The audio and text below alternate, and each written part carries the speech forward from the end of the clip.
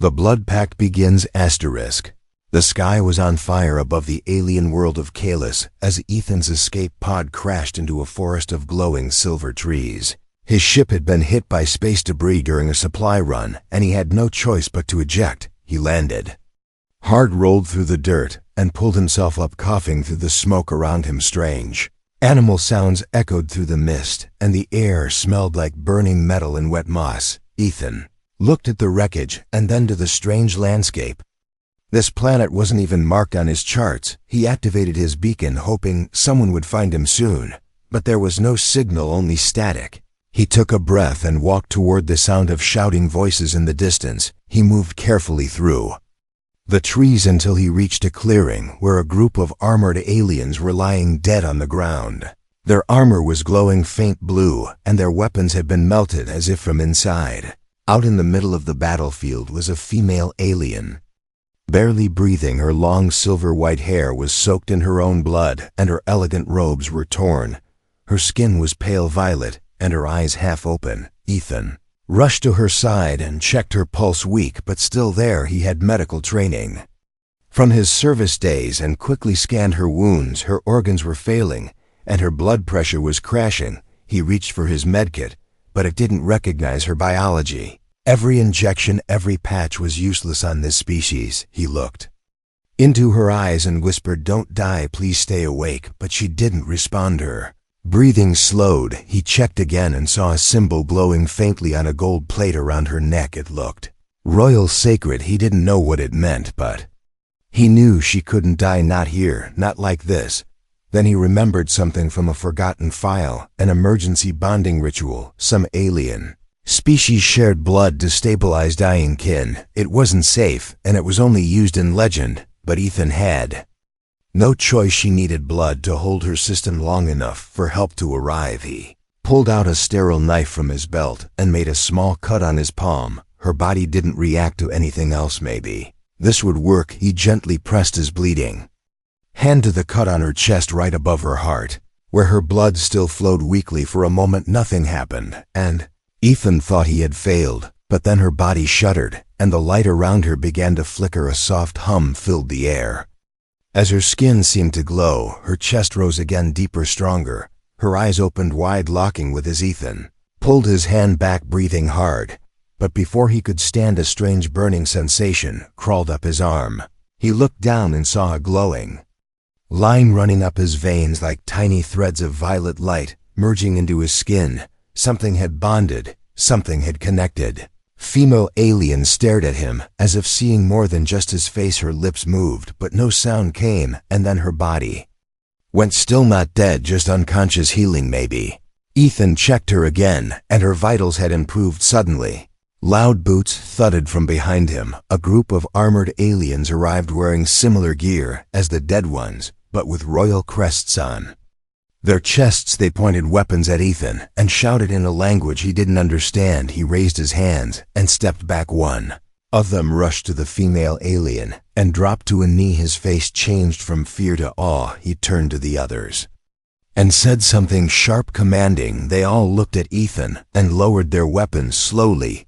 Then all of them dropped to one knee and bowed their heads to him. Ethan stood frozen, not knowing what was happening. One of the aliens stepped forward, looked at the glowing mark on Ethan's hand, and spoke in broken English. "You have shared royal blood. You are now bound to her by ancient law." Ethan blinked, confused. What? The alien nodded, firm. "You saved Princess Ylira. She lives because of your blood. You are now her, chosen by the right of blood. You are hers, and she is yours." Ethan looked down at the glowing threads on his hand, and then at the unconscious alien woman beside him. He hadn't meant to do anything sacred or powerful. He just wanted to save a life, but something ancient had awakened, and there was no going back now. The royal guard arrives. The silence after the kneeling was deep.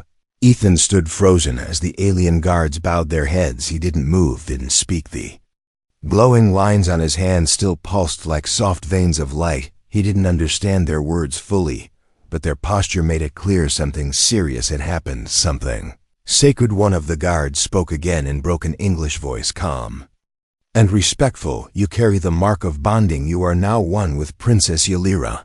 Ethan looked at the woman lying on the ground, her chest rising slowly. She looked more peaceful, now less broken, but still unconscious. He shook his head, trying to speak. "I didn't mean to do anything. I just wanted to help. I didn't know." The guard placed a fist over his chest and said, "Knowing or not, the rite is fulfilled. The law is written in blood, not intention. You belong to her now, and she to you. The queen must be told at once. The palace will come for you." Before Ethan could protest more, a silver shuttle appeared in the sky, smooth and silent. It landed near the clearing with a hum of energy. More guards stepped out, followed by a tall alien woman wearing gold armor. Her face looked older, wise and sharp, like someone who had seen many battles. She looked at Ylira, then at Ethan. Her eyes stopped on the glowing mark on his hand.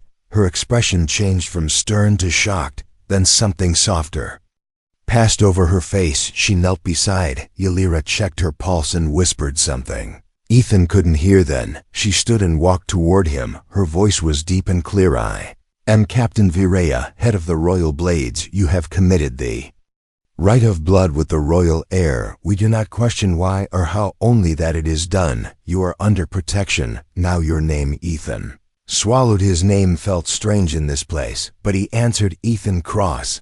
I'm just a mechanic from Earth. I don't even know where I am." Captain Viraya gave a slight nod. "You are on Kelis, home of the Stellar Crown, and your blood now flows with the air of it. You must come with us for your safety and hers. Many will not be pleased by this bonding, and some will try to undo it by force." Ethan looked back at Ylira, still unconscious, her face peaceful but pale, then back at the guards who stood tall and still around him. He felt like he had walked into a story, not his own, a story he didn't understand, but could not escape. The guards helped him and Ylira into the shuttle. Inside, it was quiet, the seats smooth and curved like glass.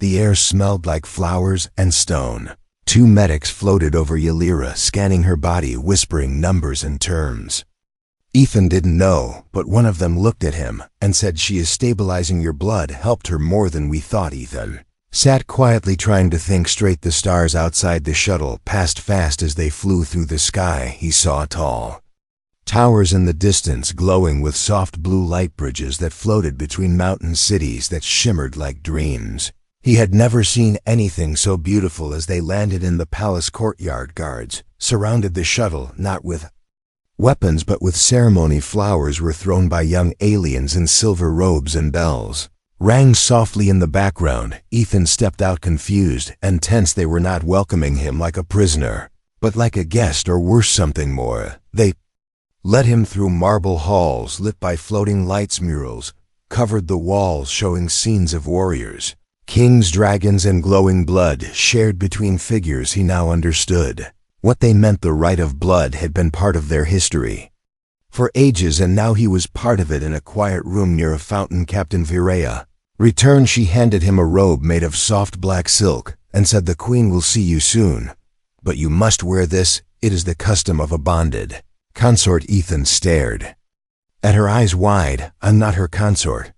I didn't marry anyone." Captain Viraya didn't smile. "The rite is older than marriage, older than politics. It is bound by soul, not ceremony. The queen will decide what must be done next, but for now you are one of you." A soft chime rang through the room. Then the door opened, and two guards entered with bows. "The queen summons you." Human Ethan stood slowly, unsure of his steps, unsure of his fate. The robe felt strange on him, soft but heavy. Each step echoed through the halls as he followed the guards toward a throne room of crystal and starlight. And though he had no crown, no sword, no knowledge of their ways, he was about to stand before the ruler of a world that now called him family, even if he never asked for it, even if he still didn't understand what he had truly done. He doesn't want a throne. Ethan stood at the edge of the crystal throne room, staring up at the Queen of Kelis. She sat high on a silver platform, her gown made of flowing stardust, her crown floating gently above her head, her eyes sharp like cold fire. Around her were nobles, advisors, and guards, all watching him like he didn't belong, and they were right, he didn't. Queen raised one hand and everyone bowed. Even Ethan lowered his head, unsure if he was supposed to. She spoke with a voice that echoed without sound, a voice that filled the room without shouting. You carry the blood of my daughter. She lives because of you. The rite is fulfilled and our laws are clear. You are now consort by bond and protected by royal decree. Ethan stepped forward, heart pounding. I didn't know it would mean this. I just wanted to save her. I'm not looking for power or a title. I want to go home. The nobles whispered among themselves. Some laughed softly. Others looked angry. The queen looked at Ethan with calm eyes, but behind them was something ancient, something that didn't bend easily. The bond cannot be undone. It is not magic. It is life itself. Her blood now knows yours. It will call to you always, and yours will call to her. Ethan looked down at his glowing hand, the mark still there, faint, but steady like a soft tattoo, pulsing with warmth. He didn't feel like royalty. He felt like a stranger in a place too big, too quiet, too bright. Later, they gave him a room in the palace bigger than his entire apartment. Back on Earth, soft lights floated in the corners. A bed like clouds in the center and windows showing stars that moved slowly across the sky. He sat at the edge of the bed, trying to breathe, trying to think. A servant entered quietly and bowed. I am Miru, your personal steward. You may call if you need anything, food, clothes, or guidance. Your status requires proper care. Ethan shook his head. I don't need special treatment.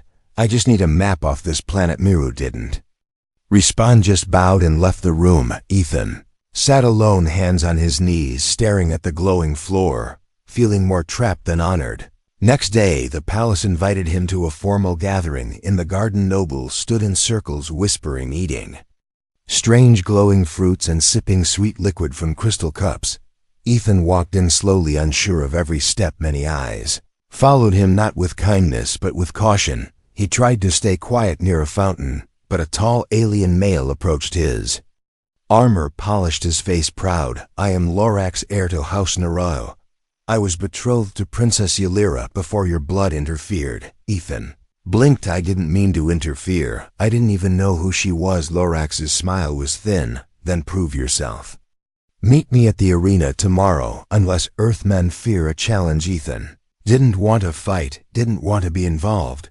But if he refused in front of all these nobles, it would make things worse. He sighed and nodded. Fine, I'll be there. That night, Ylira finally woke. Her eyes opened slowly as soft lights glowed around her. She was alone in her room, breathing deep as if returning from somewhere far away. And when she looked at her hand, she felt it, the connection, the bond, his blood in her and hers in him. She whispered his name softly, even though no one had spoken it near her. Ethan stood in the center of the arena. The next morning, wearing loose armor made for him by palace craftsmen, crowds gathered around. Nobles, guards, servants, all waiting to see the human fail. Lorax stepped in with a golden spear in hand, smirking. No one expects you to survive, human, but this will prove your worth or lack of it. Tan didn't reply. He only adjusted his grip on the training blade given to him. His heart was fast, but his mind was clear. He didn't want to win. He just didn't want to be humiliated.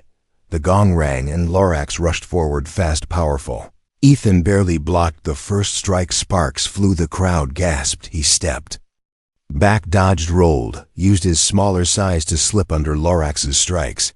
He remembered old training from Earth. Nothing fancy, just survival. He used his surroundings, kicked dirt at Lorax's eyes, did around pillars, tricked him into overreaching, then hit the back of his legs with the blunt sword. The crowd roared in shock. Lorax fell, but refused to stay down. He charged again, this time in fury. Ethan ducked and used Lorax's own weight against him, flipping him over with a sharp pull. The noble landed flat on his back and stayed there, groaning. The judge raised a hand and shouted, "The human is victorious." The arena echoed with mixed cheers and silence. Some nobles stood in shock. Others clapped slowly. Ylira stood at the edge, her hand pressed over her chest, her heart beating faster than before. Ethan didn't smile. He just stepped away from the center, sweating, breathing hard. He didn't want a throne. He didn't want a crown, but something had changed. The crowd now looked at him differently, and so did she. The trial of bones. The arena dust still floated in the air as Ethan walked out, his arms shaking, his chest tight with pain. He had won, but it didn't feel like victory. It felt like survival. Nobles whispered around the palace halls. His name was on every tongue, some with respect, some with quiet hatred. They called him the outsider, the bonded consort, the human who beat. Lorax wanted rest, but peace didn't come. Instead, a messenger arrived holding a scroll sealed with red crystal, the queen's sigil on the wax. The words inside were few but heavy. By the ancient rite of trial, the bonded must walk the path of bones. Ethan sat in silence, holding the scroll in both hands. Miru stood nearby, eyes wide with concern. You are being called to prove your worth through the oldest challenge. It is not just a fight. It is a test of mind, spirit, and blood. Only true consorts walk this path and survive. Ethan looked at the glowing lines on his hand, still faint but alive. I didn't ask for this, he whispered, but Miru said quietly, the bond asked for you, and now the path answers that. Night he walked beside guards through a long tunnel deep under the palace. The walls changed from smooth marble to black stone, then to rough bone carved and stacked like ancient markers. Old names in alien runes covered the walls. Torches lit themselves as he passed, their flames cold blue. At the gate a priest stood tall, wearing robes made of silver threads, his face hidden behind a mask shaped like a skull. Welcome, consort, he said. Without emotion your path begins. Now you must pass 3 gates of the spirit. If you fail you will not return, and your bond will die with you. Ethan nodded, his throat dry. He stepped through the arch and the world shifted. No more stone, no more guards, only silence and stars. He stood in a vast space that felt endless. Floating on nothing ahead of him stood a vision of Earth. Not real, but close enough. Cities in flames, people screaming, sky torn open by ships. It looked like a memory, but twisted. A voice echoed around him. This is what could happen if you return home with her bond. Your blood calls danger across the stars. Would you still choose this path, knowing what may follow? Ethan stepped forward, staring into the burning vision. His heart raced, but he spoke steady. I don't know the future, but I won't run from someone who needed me. She's not the danger, fear is. The vision faded, the stars shifted. He passed the first gate now. The second appeared, a forest of mirrors, tall, thin, all reflecting not his face, but different versions of himself. One wore a crown, one held a blade. One lay dead, one turned into an alien shape. All stared back without blinking. The voice returned.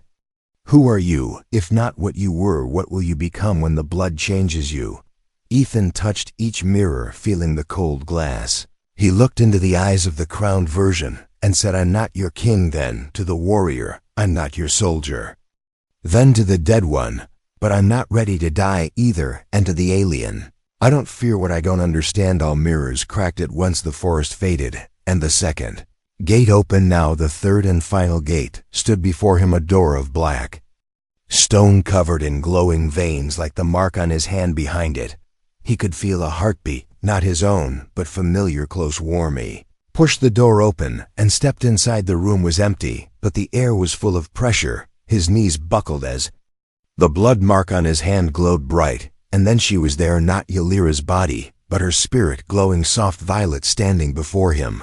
Eyes wide, full of emotion. She didn't speak, just reached out and touched his hand, and suddenly he felt everything. Her pain from the battlefield, her fear as she faded, her surprise at waking linked to him, her confusion, her anger, her curiosity, and something else quiet like hope. You saved me, her voice echoed in his mind. I don't know why I was meant to die, but now I live because of you, and now the bond is real. I feel you when I sleep, when I dream, when I breathe. Ethan reached back, their hands meeting, light pouring between them. I didn't plan any of this, he said, but I won't run from it. If you'll walk this strange path, I'll walk with you. She smiled faint, and everything turned white. When Ethan opened his eyes again, he was lying on a stone floor. The priest stood above him, smiling behind the skull mask. You passed, consort. The path has accepted you. Your blood is strong, your heart is clear.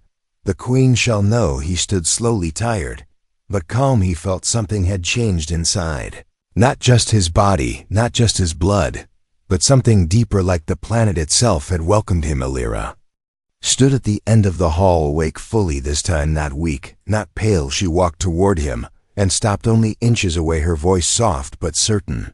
I saw what you saw, I felt what you chose, and I do not regret the bond. The bond grows deeper asterisk. The sun of Callus rose behind the crystal towers, casting long golden beams through the palace halls, but Ethan did not see them. He sat beside a garden pool, with his feet in the cool water, his mind still full of images from the trial of bones. Ylira's voice, her touch, the way her spirit had reached into his thoughts. Like a whisper across stars, he heard footsteps behind him, soft, measured. He turned and saw her standing. They're not in royal robes, but in a simple flowing tunic of light blue, her silver white hair braided over her shoulder, her violet eyes gentle for once not guarded. You passed the trial, she said quietly. Not many do, especially those not born to the blood. Ethan shrugged. I didn't even know what I was walking into until it started. She smiled faintly, then stepped closer, sitting beside him. Her hand hovered near his like it wanted to reach out, but wasn't sure if it should do. You feel it, she asked after a pause. The connection. Ethan nodded slowly. Sometimes I feel warmth in my chest that's not mine. Sometimes I know you're near even if I don't see you. Ylira looked down at the water. I feel it too, and more. Your thoughts at night, your worries, your confusion, even your fear. I didn't expect this level of merge. It's rare, even among our kind. Ethan leaned back on his hands, watching the ripples in the pool. I'm scared sometimes, not of you, but of what all this means. I don't know how to be a consort. I don't know how to be anyone here. You are already more than many born into it, she said simply. Your heart is honest, and your blood chose truth, even when tested. Their fingers brushed without meaning to, and neither pulled away. The contact was soft but powerful, like electricity running through a quiet river. That night, Ethan lay in his room, unable to sleep. The palace lights dimmed the stars outside, unmoving. Suddenly, a sharp pain flared in his chest. Not physical, more like panic. His breathing quickened, his vision blurred. He stumbled out into the hallway, still barefoot, following the pull like gravity. It led him to the healing chamber, where Ylira was being monitored since her awakening. Guards tried to stop him, but the mark on his hand flared with light, and the doors opened without command. He rushed inside and saw her on the floor, trembling, her body wrapped with energy as if her blood was fighting itself. Voice came weak but clear in his mind. They poisoned me, something in the wine tonight. I can feel it spreading. Ethan rushed to her side and grabbed her hand. The mark on both of them glowed brighter than ever, and he felt the poison moving through her, like ice creeping across fire. Without thinking, he closed his eyes and focused, pulling it toward himself. His own body began to tremble, sweat poured from his forehead. But the poison slowed, then stopped. Her breathing steadied. The pain faded from her body and entered his limbs went numb, and he collapsed beside her. When he woke hours later, he was on a soft bed surrounded by palace medics. They scanned him carefully, amazed that his body had flushed out the alien toxin through natural sweat. He survived. One whispered, no human should be able to cleanse Cullen venom through will alone. Lyra sat beside him, her hand holding his tightly, her eyes full of something new, not just gratitude, not just duty, but something warmer, something human. You shared your life with me again, she said softly. Why? Because you're in my life now, Ethan answered. And I won't let anyone take you from it. The news spread across the palace, and beyond. The human consort had pulled poison from the royal heir with nothing but the bond and his will. Even the most skeptical nobles began to speak differently about him, some with caution, some with respect. Ylira took him to the star balcony that evening, a place only royals were allowed. The view showed all of Callus, mountains, oceans, lights of cities stretching across the horizon. This was where I stood the night before I first led a fleet into battle, she said, her voice steady. I was afraid back then too, but I learned to trust myself. Ethan looked over the edge then at her. What do you see now? I see someone who wasn't born here yet, became part of us through action, not blood, through choice, not law, she replied. And I see myself not as a princess, not as a weapon, but as someone who no longer feels alone. Hands met again, without force, without expectation, the bond glowing between them, soft and eternal. And for the first time since the crash, Ethan did not feel lost. He felt home. Enemies and shadows. The palace lights dimmed with the night, but danger did not sleep in the shadows beyond. The crystal wall's unseen eyes watched every movement of Ethan and Ylira. Cloaked figures met in silence under the roots of the sacred mountain, their voices low, their hearts full of fear and hate. Bond must be broken, the elder hissed. The human weakens the line. His blood dilutes our future if we do not act. The throne will fall into outsider hands. Another shadow nodded. The prophecy was never about a human. It was twisted by accident, by chaos. We must correct the mistake before it becomes law. While they planned, Ylira and Ethan continued their days together. Walking through gardens, training halls, library towers, Ethan asked questions about Kellen history, and Ylira answered with a soft smile, sometimes correcting him, sometimes laughing at his wild guesses. Their bond grew not just in spirit, but in understanding. He stopped feeling like an outsider, and she stopped feeling like a ruler. When they were alone, they were just Ethan and Ylira, two lives stitched together by something ancient and unplanned. But peace began to crack. Small things first. Ethan's food tasted odd one night, his room door locked from the outside. Once the palace systems glitched, showing his face with the word intruder. During a public hall visit, guards began to act colder, nobles whispered louder. Even Miru looked nervous, always checking the halls before entering Ethan's chambers. Ylira noticed everything but said nothing until one night she pulled Ethan into a hidden chamber behind the old library, her face tight with worry.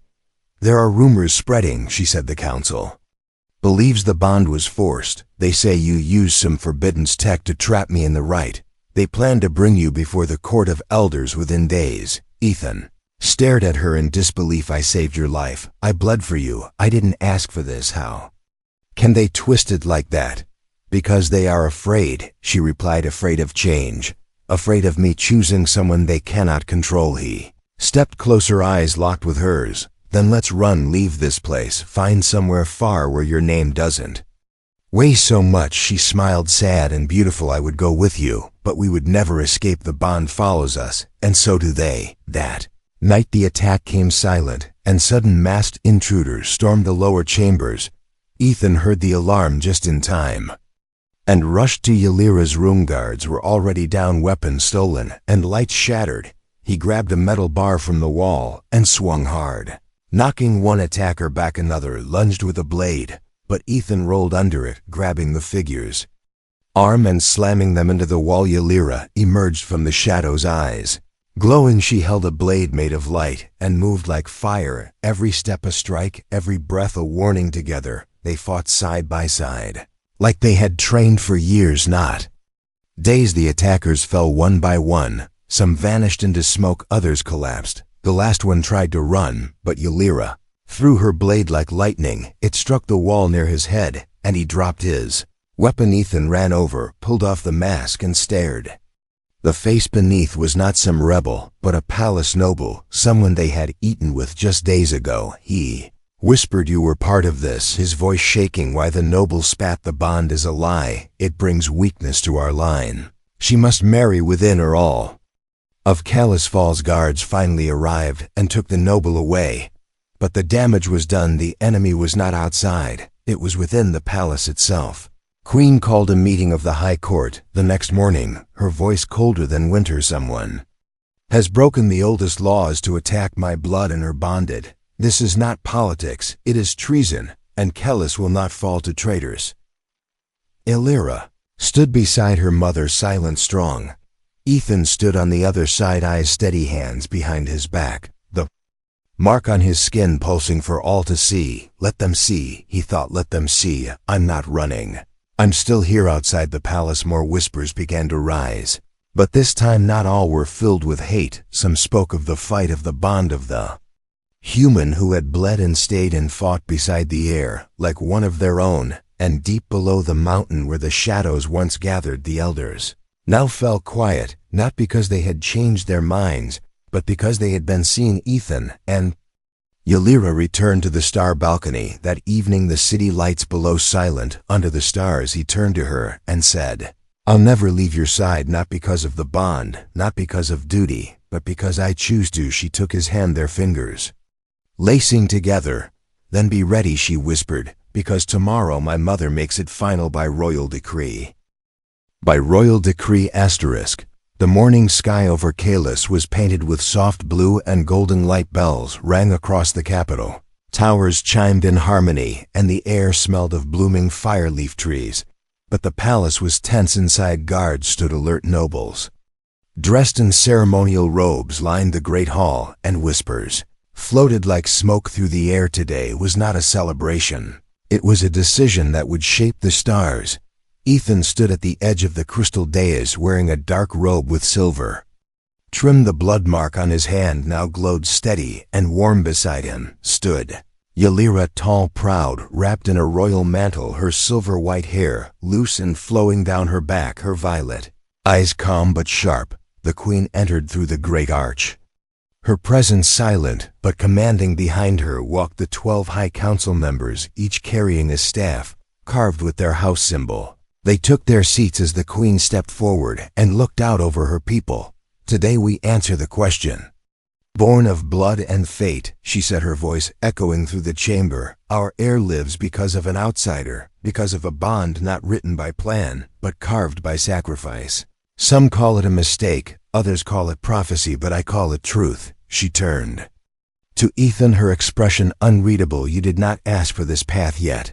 You walked it, you faced challenge, danger, betrayal, and still you stayed, not for power, not for a throne, but for the life you once saved and now protect. Ethan bowed his head. He felt every eye in the room watching him, waiting, judging, but he felt Ylira's presence beside him, strong, steady, like a shield, and that gave him courage. The queen raised her hand. In it was a small blade made of crystal, older than the palace itself. The blade of lineage meant to mark true heirs and their chosen. She looked at Ylira. Do you accept what has been made? Do you accept him not only by law but by heart? Ylira stepped forward, her voice clear. I do not accept him because I must. I accept him because he stood when others fled, because he gave when others demanded, because his blood saved mine and his heart stood by it. The queen turned to Ethan. Do you accept the bond, not as a burden but as your future?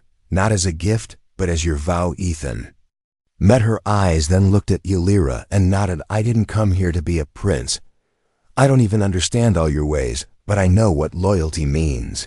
I know what love is when it's quiet and strong and real, and I will protect her until I can't breathe anymore. The queen closed her eyes for a moment, then held the blade over both their hands. The light from the blood marks rose between them like a ribbon of fire. The blade passed through the air between their palms without cutting, but something invisible stitched their spirits closer. By royal decree and by the old stars of Kalis, she declared this bond is now eternal. He shall be known as Ethan of the Bloodbound, and she as Ylira, the chosen flame. Together they are light and shadow, strength in storm. The hall rang with voices, nobles clapping, others watching in silence. The council gave their reluctant nods, some with clenched jaws, others with lowered heads. But none dared speak against the queen. Later, in the palace garden, Ethan stood beside Ylira, the flowers glowing softly around them, the sun warm on their faces. People passed by, nodding, bowing, whispering his name. Not as an outsider, but now as part of something ancient, something living. Do you feel different? He asked, her fingers brushing his nose. She said, and yes, the path has not changed, but the weight has lifted. Ethan smiled. Not a prince, not a hero, just a man who once gave his blood to save someone who mattered, now standing beside her in a world once alien, now home. What happens next? He asked. She looked up at the sky. Anything we want. They walked forward hand in hand, the light of their bond shining gently between them, not as law, not as duty, but as something deeper, something eternal. The end.